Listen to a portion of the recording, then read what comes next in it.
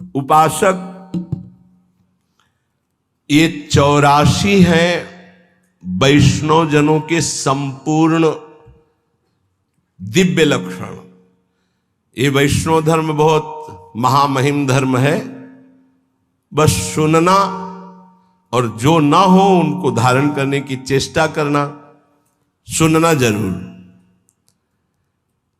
कह रहे भगवदी वैष्णव सदैव मन में प्रसन्न रहता। सबसे पहली वैष्णव की पहचान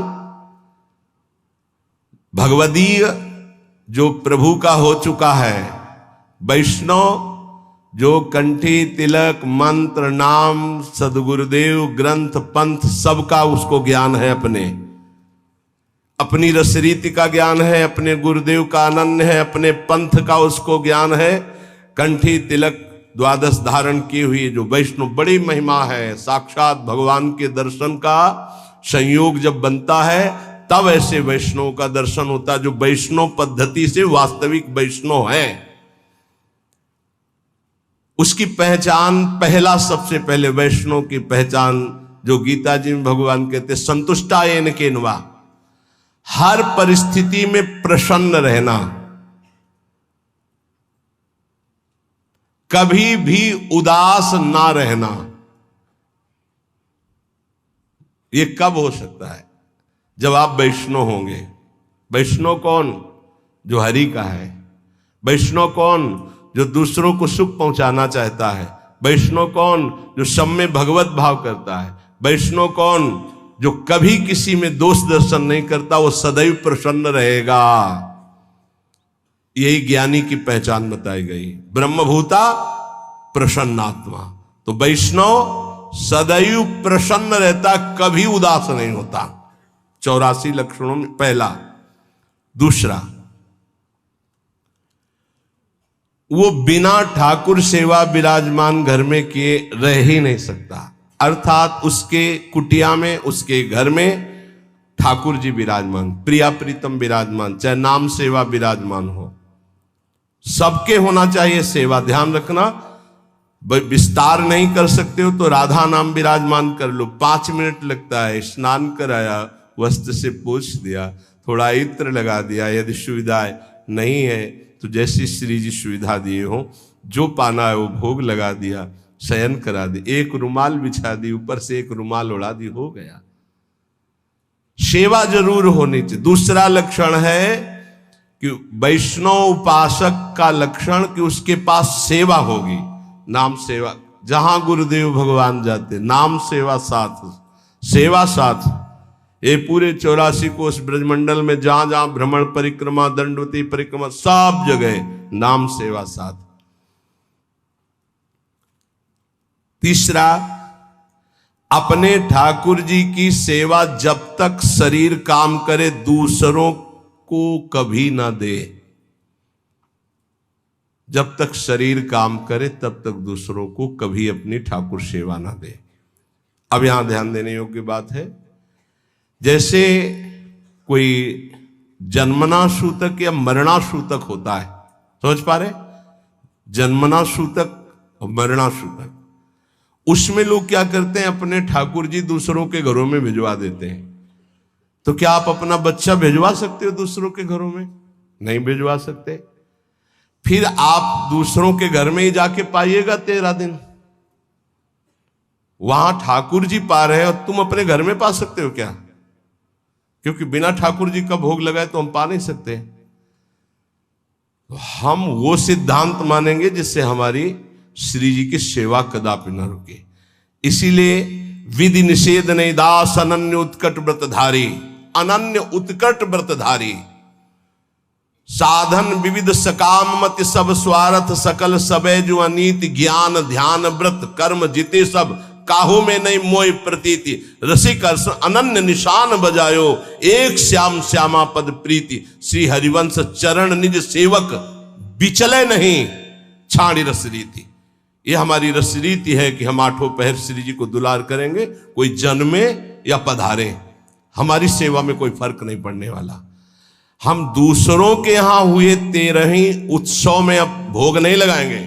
लेकिन हम अपने घर में अगर कोई जन्मता है, पधारता है, उस पर कोई फर्क नहीं पड़ेगा। हमारी श्री जी की सेवा वो यथावत चलेगी, जन्मना सूतक में भी, मरना सूतक में। वो हमारे प्राण प्यारे हैं। हम बिना जल पिलाए जल नहीं पी सकते, बिना भोग लगाए भोग नहीं पा सकते, बिना से उनको शयन कराए हम शयन नहीं कर सकते। ये पद्धति वैष्णव वही जिसके घर में ठाकुर सेवा हो। और तीसरी बात, जब तक हमारे शरीर में दम है तो हमारी ठाकुर सेवा कोई और नहीं कर सकता। अम्बरीश जी की नई रानी सेवा, तो उन्होंने कहा सेवा चुराने की जरूरत नहीं, आप अपने ठाकुर विराजमान करो, हम सुविधा देंगे, पर आप हमारी ठाकुर सेवा की कि आप पोछा लगा दो, आप सोहनी लगा दो, आप पात्र मार्जन नहीं, ये हम स्वयं करेंगे। चक्रवर्ती सम्राट होते हुए स्वयं अपने कर कमल से प्रभु की सेवा की परिचर्या, तो सुदर्शन चक्र उनकी रक्षा में। अपने मस्तक पर जो सेव्य का दासत्व स्वीकार करते हैं, ये जो मस्तक पर चिन्ह है, ये किशोरी जी के दासत्व का आचार्य परंपरा से चिन्ह है। अलग अलग वैष्णवजन सब धारण, इसके धारण करने में शर्माओ मत, तुम्हारे दुर्भाग्य है जो शर्माते हो। अरे जब संसार में पति के लिए सुहागवती ठसक से मंगल सूत्र पहनकर मांग भरती तो शर्माती है क्या? तो ये अखिल कोटि ब्रह्मांडों का मंगल सूत्र है। जो अखिल कोटि ब्रह्मांडाधिपति प्रभु है वो हमारे स्वामी है। ये कंठी उनका मंगल सूत्र है, ये तिलक उनका सुहाग है। देखते ही दूसरा कहेगा भगत है। आया ना संबंध हमारा प्रभु का। हम सौभाग्यवती है क्योंकि ये हमारा सुहाग है, ये हमारा मंगल सूत्र, हमारे प्रीतम युगल सरकार है। बिहरत दो प्रीतम कुंज, अपने सेव्य का ये दासत्व मस्तक पर धारण कर, ये सीधे भगवत पार्षद हैं आप। ये कोई साधारण नहीं तिलक ऐसे खींच ले शर्माए तिलक लगाने में। जो हम कह रहे हैं उसे मानो, प्रार्थना मानो, अपने प्रभु के दासत्व को धारण करना। स्वामी जी की परिकर में देखो, पूरा मुड़वा के पूरा ऐसे रज लगा, तब पहुंचते हैं श्यामाजू के चरणारविंद में। चौथा, कभी किसी से विरोध भरे वचन वैष्णव को नहीं बोलना चाहिए, मधुर वचनों के द्वारा ही अपनी बात कहनी चाहिए। पांचवा, किसी भी विषय और भोग की तृष्णा का आदर नहीं देना चाहिए। जो अंदर विषयों के प्रति प्रियता और तृष्णा कहते हैं, भोगे हुए विषय को पुनः भोगने, उसका आदर नहीं, निरादर करना चाहिए। चल गंदी बातों में फंसाता है मन, अब नहीं मानूंगा तेरी बात। छठवां, प्रभु की सेवा भय और स्नेह दोनों रख के करनी चाहिए। भय और स्नेह। भय कैसे? कहीं हम बात करें तो हमारी मुख में चूंकि रस होता है तो कहीं थूक की छिट्टी ना चली जाए। रसोई बना रहे हैं या स्नान करा रहे हैं, मौन का आश्रय लेकर अगर हम कहीं कुछ बोलते हैं तो, और पद गाना है तो गुनगुनाते हैं, जय जय प्यारो कृष्ण, इसमें छिट्टी नहीं पड़ने की संभव। भय सहित प्रसादी स्पर्श तो पहले हाथ धोइए श्री जी की सेवा में, फिर अमनिया वस्तु छूजिए। तो भय सहित और स्नेह सहित सेवा दो प्रकार से होती है। भय होना चाहिए कि कहीं उनके विरुद्ध हमारा कोई व्यवहार ना हो, और स्नेह प्रेम सहित। भय इसलिए कि त्रुटि ना हो। अब हंसी मजाक हो रही, बात हो रही, आप रसोई बना रहे हो तो गड़बड़ हो जाए। इधर उधर खड़े हो, वहां रसोई मनी और नहीं, वहीं खड़ो, मंत्र जप करो। कोई भी जीव जंतु ऊपर छत में टहल रहे हैं, छिपकली है या कुछ, सावधानी। अमनिया करते समय बहुत सावधानी रखने की जरूरत है, क्योंकि श्री जी को भोग लगेगा, सैकड़ों जन प्रसाद पाएंगे, एक त्रुटि सैकड़ों को हानि पहुंचा सकती है। घरों में या ऐसे छिपकली टहलती रहती है। अब उसको तो ज्ञान नहीं, आपकी रसोई में 5 किलो दाल बन रही मानो, और उसमें जो वाष्प भाप बना, अब वो ऊपर चिपकी हुई, उसका चिपकने की पावर शक्ति कमजोर अचानक हुई और भागी और गिर गई। अब उबल रहा है, उबलने में उबल गई। अब वो अगर कोई खाएगा तो छिपकली के काटने में जहर नहीं, उसकी त्वचा में जहर है।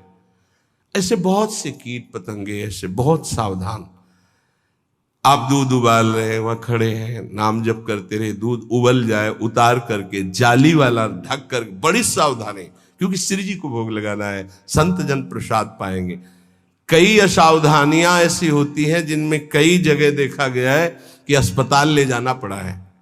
बहुत सावधान। छठवां, प्रभु की सेवा भय सहित और स्नेह रख करके करनी। सातवां, हर उपासक को अपने देह को नाशवान समझकर छूटेगा, ये बात दिमाग में बैठा लेनी चाहिए वैष्णव को। ये शरीर नष्ट होगा, छूटेगा, आज नहीं तो कल छूटने वाला है। ये 84 लक्षणों में एक लक्षण ये भी है।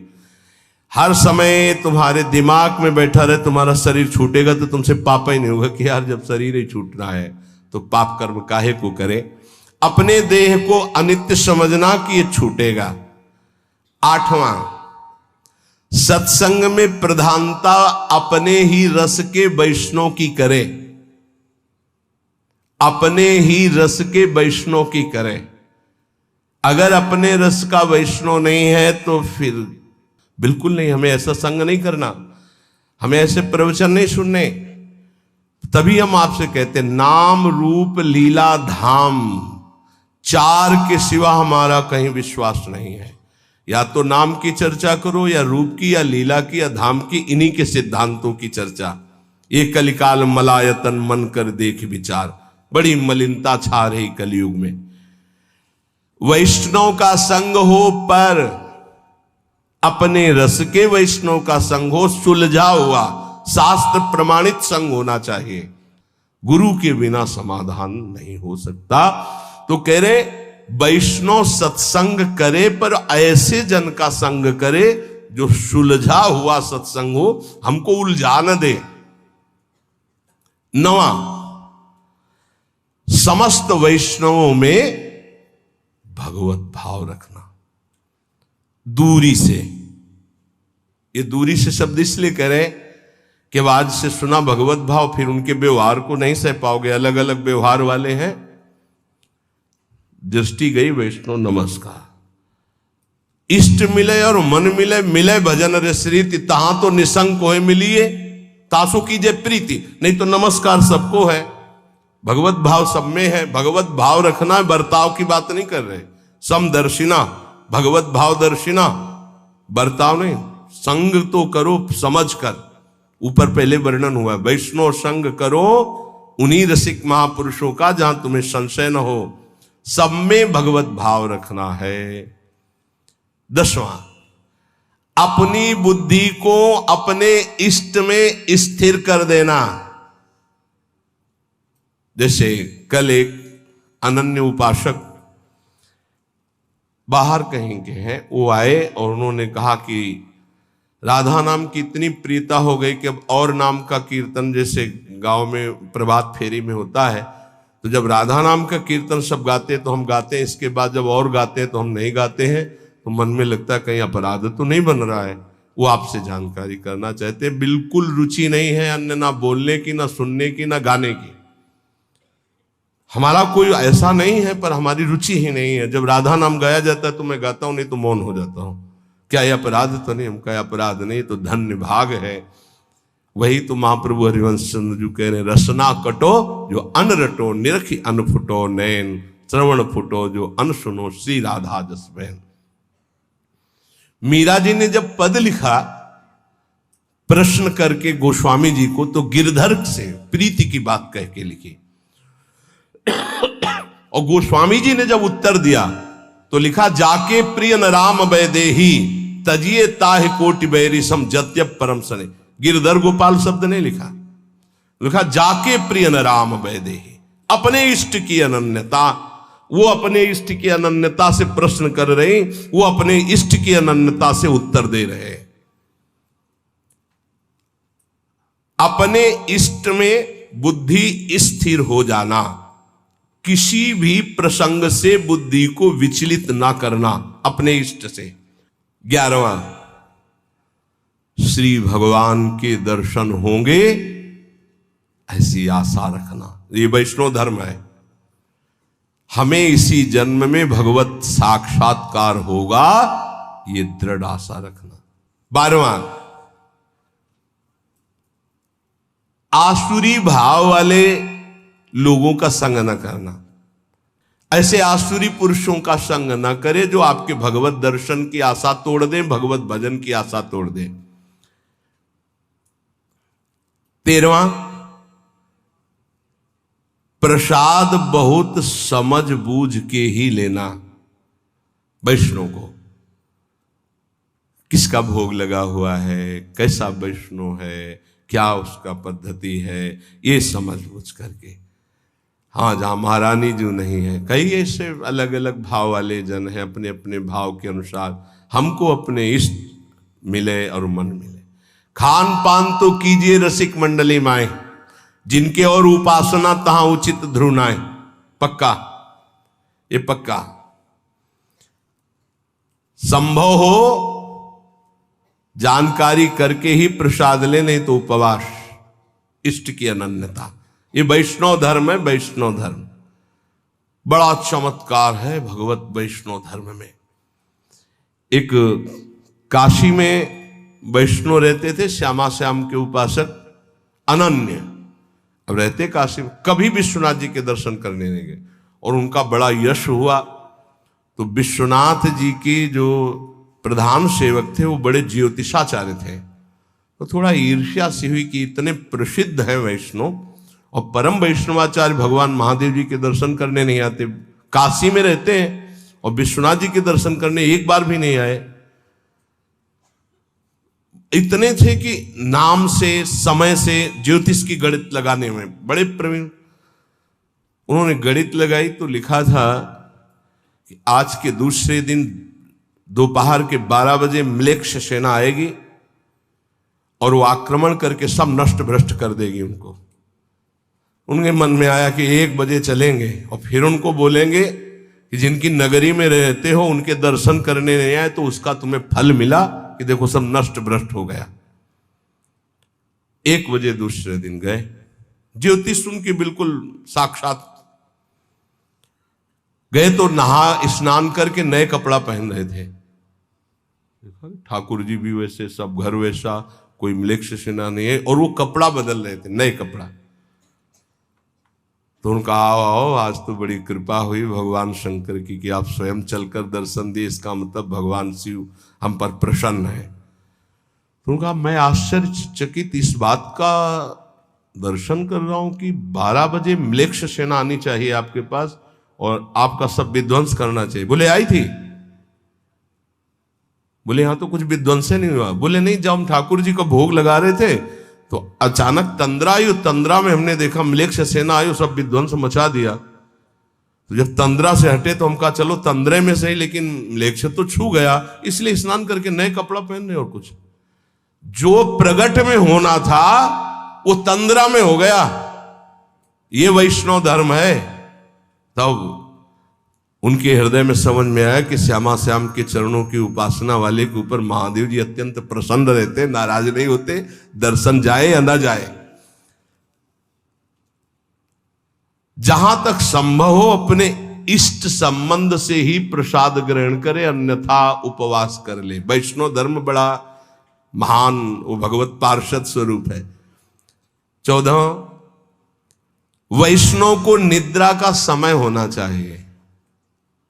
मान लो भाई प्रार्थना वैष्णव धर्म के अनुसार चलो, एक नींद का समय होना चाहिए।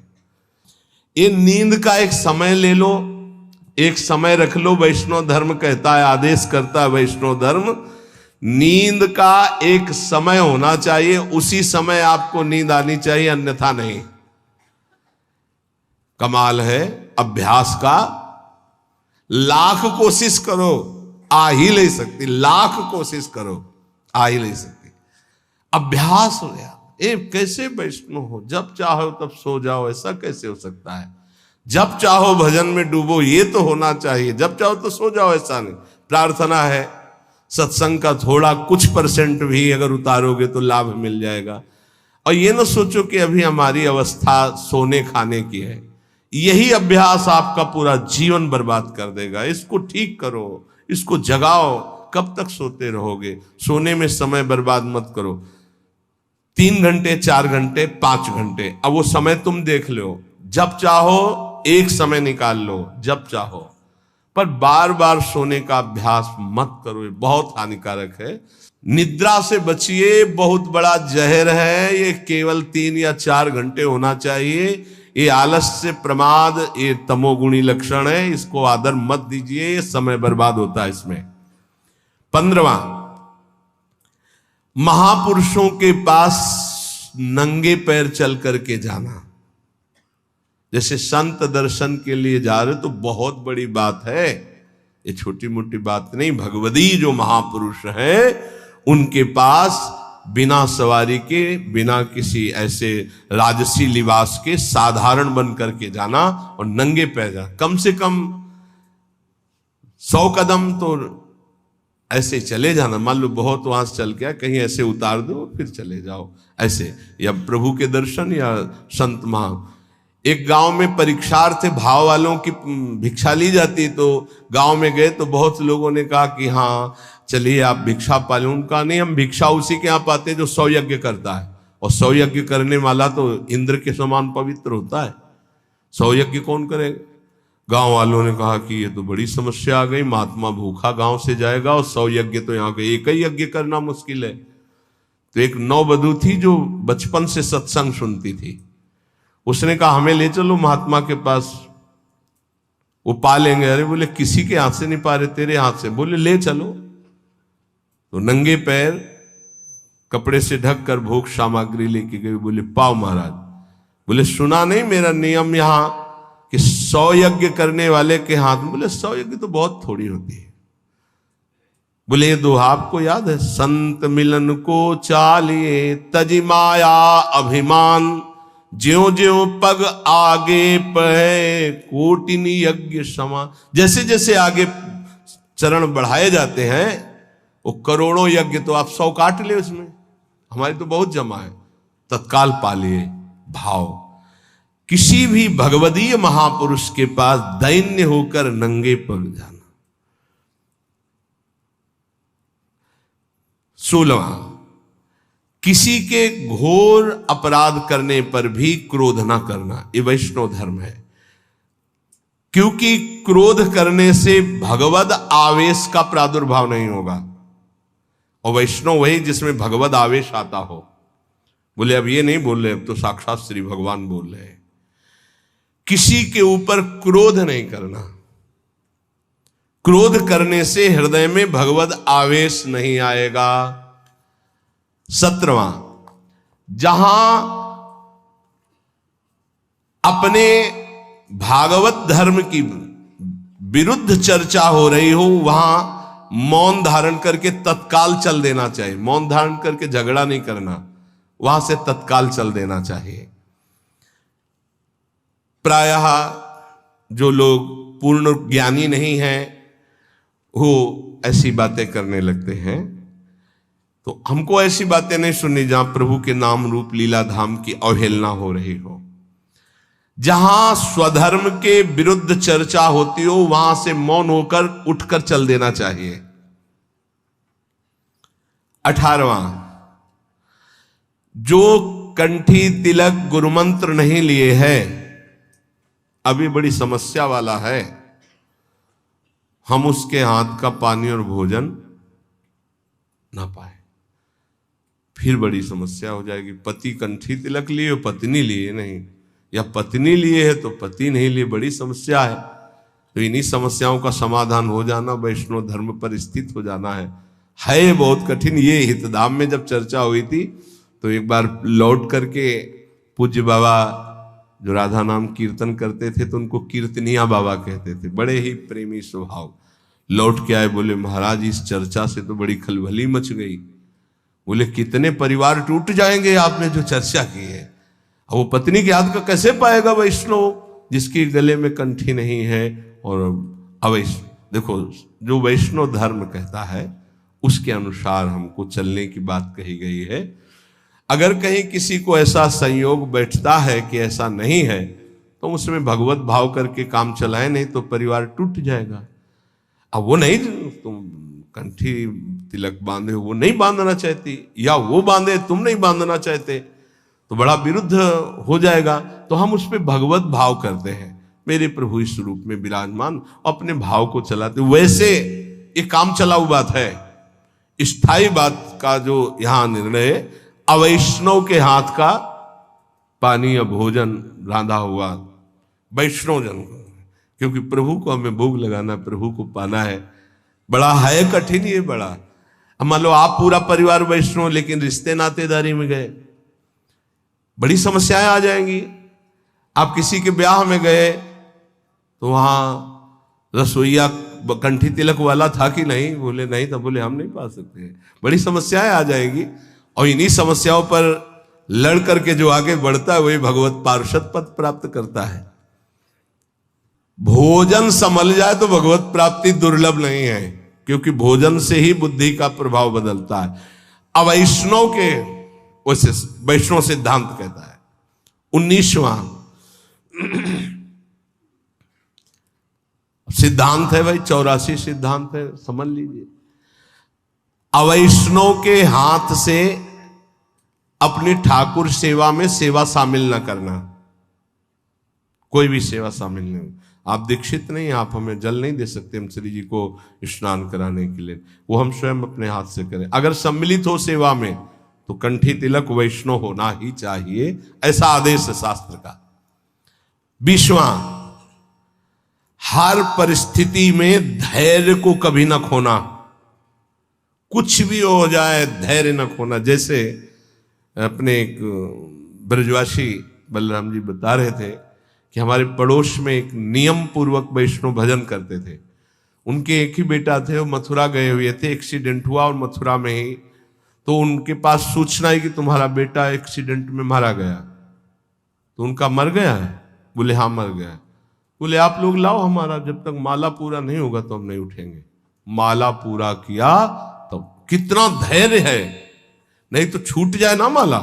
दूसरी बात, अपने राधा वल्लभी समाज के मुखिया जी, अभी जो राकेश जी, इनके पिताजी जी बड़े मुखिया, बड़े सिद्ध महापुरुष थे। हारमोनियम में ऐसे जे ही नमो नमो जय श्री हरिवंश अंगुली रखी, आंख मुंद गई, सब बाणियां कंठस्थ थी, और बस आंख तभी खुलेगी जब पूरा श्री जी को समाज सुना देंगे। इतने बीच में मुखिया जी के जो पुत्र थे उनको शरीर में आग लग गई किसी हेतु से, ऐसे सूचना ही कि ऐसा। मुखिया जी ने आंख नहीं खोला, बड़े मुखिया जी इनके पिताजी जब पूरा पद सुना चुके पूरा श्री जी का, तब उठ करके बाहर गए। इसे कहते हैं वैष्णव धैर्य। जैसे श्रीवास के घर में उनका पुत्र पधार गया, महाप्रभु चैतन्य देव कीर्तन कर बिल्कुल आनंद मगन होकर कीर्तन करते रहे, कोई, इसको कहते हैं वैष्णव धैर्य। नहीं तो हो कि महाप्रभु कीर्तन कर रहे, पुत्र पधार गया, बड़ा मंगल हो गया, लेकिन उन्होंने बड़ा मंगल माना कि महाप्रभु कीर्तन कर रहे, पुत्र पधार गया, मतलब साक्षात श्री कृष्ण को प्राप्त हुआ। तो अब इसमें तो और नाचने की बात है, धैर्य। 21वां, प्रभु के चरणारविंद में अपने मन को स्थित करते हुए, नाम जप करते हुए सारे कार्य करना। सांसारिक ग्रह कार्य भी नाम जप करते हुए प्रभु के चरणों का ध्यान करते हुए करना। 22वां, भक्तों के साथ सख्य भाव, नूतन स्नेह रखना। जैसे कोई अपना सगा मित्र आवे तो आओ, अरे बड़े भाग्य आप, संत को देखते ही, भक्त वैष्णव को देखते ही हमारे हृदय में ऐसे आह्लाद हो। 23वां, भगवत सेवा या संत सेवा या गुरु सेवा के अवसर पर बात न करना, और करना तो ऐसे ऐसे की जाती। अगर हम भगवत सेवा कर रहे हैं, कोई बात करनी तो ऐसे करना है, किसी संत के सामने ऐसे बात करना है, गुरुजनों के सामने ऐसे। उच्च स्वर से प्रलाप ना करें।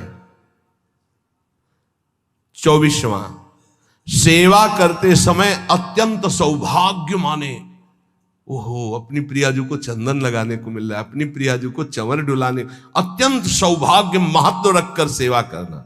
25वां, प्रभु की सेवा करके प्रभु से कभी कोई सेवा के लिए भी वस्तु न मांगना। सेवा करते हुए सेवा के लिए भी, खस का ही श्रोता तो बढ़िया है, क्यों? प्रभु को जो पसंद। एक बार हमने कहा था अगर इत्र नहीं होगा तो हम चमेली की शीशी ले आएंगे, उसका भी पैसा नहीं होगा तो पानी है। हम आपके सेवक हैं, वस्तुओं से सेवा नहीं, प्राण समर्पित करके। अब वस्तु स्वाभाविक है, उसी से सेवा करेंगे। प्रभु की सेवा करके प्रभु से सेवा की वस्तु भी ना मांगना, अपने लिए तो बात जाने दो। तो बोले फिर कैसे काम चलेगा? तो सर्वज्ञ प्रभु अपने आप व्यवस्था करेंगे, जितने में दे उतने में राजी रहो। जथा लाभ संतोष सदा काहो सो कछु न चाहोगो। 26वां, प्रभु के नाम से आई हुई वस्तु को प्रभु के ही सेवा में लगाकर प्रसाद रूप में उपभोग करना, नहीं तो दुर्गति हो जाएगी। जैसे ब्रज के भक्तों में लिखा है कि नंदगांव में एक बाबा गुफा में भजन करते थे, तो पीछे से आवाज आई जब माधुकरी लेकर जा रहे थे, ए बाबा अपनी जूठन दे दे तो हमारा उद्धार हो जाए। पीछे मुड़ के देखा तो कोई दिखाई नहीं दी। फिर आवाज आई, सुने ना है, अपनी जूठन दे दे। फिर पीछे मुड़े तो देखा है कुत्ता। बोले हाँ ठीक देख रहे हो, मैं कुत्ता नहीं हूं, मैं प्रेत हूं। कौन हो तुम? मैं नंदगांव का सेवक। क्या हुआ, कैसे इस गति को प्राप्त? बोले ठाकुर जी को दी हुई भोग सामग्री अमनिया हम प्रयोग करते थे। रुपया भी आया तो पहले ठाकुर जी के चरणों में रखो, अमनिया जो आया पहले ठाकुर जी को अर्पित करो, फिर प्रसाद रूप से आप पा सकते हो। अमनिया कभी ऐसा नहीं, क्योंकि फिर उससे गड़बड़ी हो जाएगी। श्री ठाकुर जी के नाम से आयु, सब ध्यान से सुन लो, ऐसी कभी चूक नहीं होनी चाहिए। श्री ठाकुर जी के नाम से आई हुई सेवा वस्तु को ठाकुर जी की सेवा में ही अर्पित करके प्रसाद रूप से स्वीकार करना, नहीं तो ठीक नहीं रहेगा। अर्थ भी आया तो पहले श्री चरणों तक पहुंचाओ, आप उसके स्वामी नहीं, स्वामी वो है, वहां अर्पित करके फिर सेवा में लगाओ, नहीं धोखा हो जाएगा। और जो अर्थ जिस सेवा के लिए आया उसी सेवा में लगना चाहिए। 27वां, जितने भी वैष्णव हैं सबके हम दास हैं, ऐसा भाव रखना। सब संतन को दास, पक्का ये भाव तो पक्का बिल्कुल रखना चाहिए। संग की हम बात नहीं कह रहे, भाव रखने की, सब संतों के हम दास हैं। 28वां, किसी भी संत से, भगवत भक्त से, वैष्णव से द्वेष न बनने पावे। यदि हम संग करेंगे तो कहीं उनके ऐसे वचन निकले जो हमारे गुरु, हमारे इष्ट, हमारे भगवदीय भाव में, तो हमें उनसे द्वेष होने की संभावना है। इसलिए किसी भी वैष्णव से हमें द्वेष नहीं करना, इसलिए हमें संग भी नहीं करना, बहुत संभाल के। 29वां, अपने श्री ठाकुर के उत्सव को, श्री जी के उत्सव को आनंद पूर्वक मनाना, हर उत्सव को। 30वां, नित्य किसी महापुरुष के सत्संग में स्वयं चलकर जाकर सुनना, नित्य महापुरुष का सत्संग सुनना, ये बहुत बड़ा सौभाग्य होता है। आज सत्संग का बहुत घाटा है, बहुत घाटा है। ये तो श्री जी की बड़ी कृपा है कि प्रातःकालीन ब्रह्म मुहूर्त में 4:15 बजे, 4:30 बजे से अपने को सत्संग कथन श्रवण करने का सौभाग्य मिल रहा है। नहीं, बहुत दुर्लभ सत्संग है। सत्संग शब्द बहुत दुर्लभ है। भगवदीय महापुरुषों का सत्संग करना। 31वां, वैष्णव मर्यादा के विरुद्ध कभी आचरण न होना। जैसे कई बार विनोद में बताया कि माला टंगा हुआ है, ऐसे गोलगप्पे खा रहे हो, या आप खड़े खड़े लोग शंका कर रहे हो, कुछ भी ऐसा वैष्णव धर्म की मर्यादा के विपरीत आचरण न करना। 32वां, किसी भी संत में, भक्त में, वैष्णव में छल छिद्र न देखना, छिद्रान्वेषण, दोष दर्शन न करना। बहुत ही सूक्ष्म विषय, इसलिए आंख बचा के। ज्यादा मिलने जुलने में बड़ी समस्या है, यही हो जाता है, फिर दोष दर्शन होने लगता है। जब तक भगवत प्राप्ति ना हो तब तक अपने को बचा के रखे, ज्यादा व्यवहार करोगे दोष दर्शन हो जाएगा। 33वां, नवीन जो वस्तु ऋतु की है उसे ठाकुर जी की भोग सामग्री में अवश्य लगाए। इसमें गुरुदेव भगवान को बहुत प्रवीण देखा। कुछ भी सबसे पहले ऋतु की वस्तु गुरुदेव भगवान, जो किनका आता है उच्छिष्टामृत, तो उसमें देखते हैं हर वस्तु। सहतूत का समय चल रहा है, सहतूत, जामुन का, बेर का, जो ऋतु फल वो जरूर श्री जी को भोग लगेगा। कल एक प्रसाद आया जो कड़ुआ नीम का, तब ध्यान आया संवत्सर के प्रथम दिन नीम की कोपलों का भोग लगता है। गुरुदेव भगवान कहीं चूक नहीं होगी, नवीन से नवीन हर वस्तु का श्री जी को भोग। जब वो नीम होगा, नीम की पत्ती कैसे प्रसाद में, तो महाराज जी के यहां से उच्छिष्ट आया, उसमें अच्छा संवत्सर का प्रथम दिन तो श्री जी को भोग लगता है नवीन नीम की कोपले के। गुरुदेव भगवान नवीन वस्तु ऋतु के अनुसार ठाकुर जी के लिए खोज करके भोग लगाना। इस समय कौन सा फल, इस समय ये वैष्णव। 34वां, जो तुम्हें सबसे प्रिय वस्तु हो उसे अत्यंत आनंदित होकर अपने प्रभु को अर्पित करना और फिर बांट देना। जैसे खान पान की बहुत प्रिय वस्तु है तो प्रभु को आनंदित हो गया, आप प्रभु पाओ, आनंद पूर्वक भोगला। पर्दा लगाओ और 20 मिनट रखो, मंजीरा उठाओ और पद गायन करो, फिर आचमन लगाओ, रुमाल से पोछा, अब देखो अब प्रसाद पाओ, गरम गरम पकौड़ा नहीं, और उसमें भी 2-4 बांट दो। कैसे बांट दे, कुछ पशु पक्षी ब्रज के हैं या जो बाहर है, पूरा जो बहुत प्रिय वस्तु हो भोग लगा के पूरा नहीं पाना, थोड़ा उसे बांटो प्रिय वस्तु को। 35वां, कुछ भी हानि हो जाए, हमारे ठाकुर चिंतन और ठाकुर सेवा हो रही, इससे बड़ा कोई लाभ नहीं, हमें शोक नहीं करना, कुछ भी हानि हो जाए। 36वां, बड़े से बड़े सुख और दुख में ठाकुर जी के सिवा हमें और ना हर्षित होना है ना शोकित होना है। आ जाए तो जय श्री राधे, और चला जाए सब तो जय श्री राधे, सुख दुख में समान भाव रखना।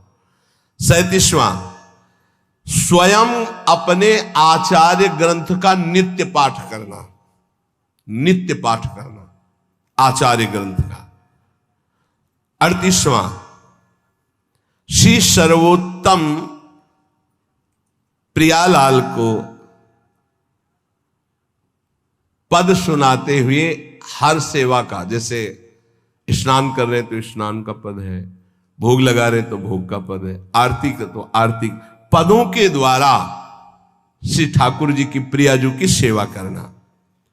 39वां, यमुनाष्टक का नित्य पाठ करना, क्योंकि दुरंत मोह का नाश करके यही राधिका पते पदाब्ज भक्ति मुत्तमा मवाप्यसा ध्रुवम भवित परत्र तत्प्रियानुगा, बहुत जल्दी लाभ मिल जाएगा। 3 बार यमुनाष्टक का पाठ करने के लिए महाप्रभु ने कहा है, प्रातः मध्याह्न सायं, और इससे आपके हृदय में प्रिया प्रीतम की भक्ति और प्रियानुगा प्रिया सहचरी भाव भी आ जाएगा और मोह का नाश हो जाएगा। मोह भंजन के लिए 3 बार यमुनाष्टक का, हमें लगता है अगर जल्दी से करो तो 10 मिनट में हो जाएगा, 10-15 मिनट में हो जाएगा, जल्दी करे तो 5 ही मिनट में हो जाएगा। तो कितना सस्ता सौदा है, 3 बार हम पाठ करें यमुनाष्टक का। ये 39वां। 40वां, प्रभु की जन्माष्टमी जन्मदिन आदि को उत्सव मनाना, मंगलमय संत सेवा करना, वैष्णव जनों को पवाना, ऐसा। 41वां, ठाकुर जी की जो सेवा सामग्री, जो पात्र हैं, उनको बहुत पवित्र रखना। मार्जन करने के बाद तांबे के पात्र में अगर ऐसे रख दो तो दाग लग जाता है, चमकना चाहिए श्री जी की सेवा में जाए, तो उसको धो के कपड़े से तुरंत पोंछ करके सुखा के, तो उसमें दाग नहीं। अगर धो के ऐसे रख दिया तो फिर दाग लग जाए।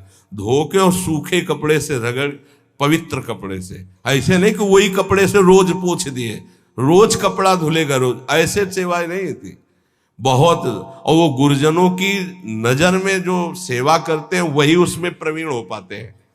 नहीं तो कई तरह की सेवा में त्रुटियां देखी जाती हैं।